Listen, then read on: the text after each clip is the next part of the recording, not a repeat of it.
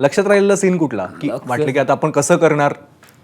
लालायचा scene लय अलगाव होता माझ्यासाठी. हम्म. सोपं नव्हतं ते.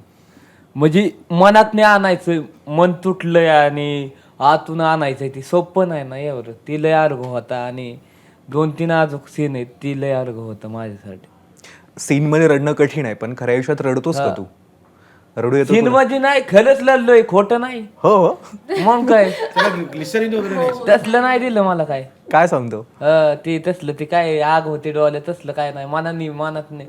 म्हणजे डोलं भरून आलतं माझं मन दुखलं की लगेच डोळ्यात नाही पाणी. काय विचार केलास तू? काय आठवलं तुला तेव्हा? कुठला ती- स्ट्रगल आठवला? कुठला संघर्ष आठवला तुझा? तर त्याचे त्याचा अगदी त्या राहत्या घरापासून सगळ्या गोष्टी.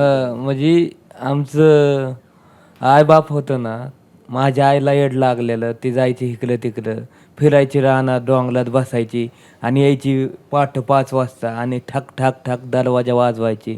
तर ती वाईट वाटायचं की आईला इतका त्रास होतोय माझ्याकडून चुकून व्हायच. ती पाटा पाडलेला ओलुटा पाटा असतो बघा, मी ती ठेवाय गेलतो बाजूला तेव्हा ती आईच्या पाया पाला, तिच्या डोळ्यातनं पाणी.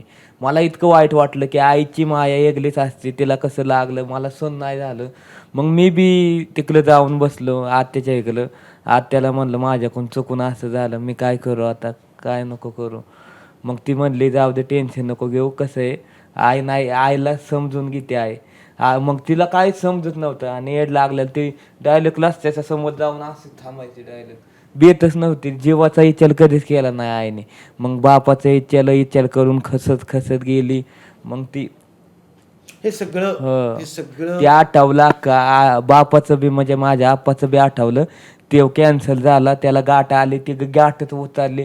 ती गाठ उतरली की डायरेक्ट देवाने बोलावलं वर त्या का आठवलं.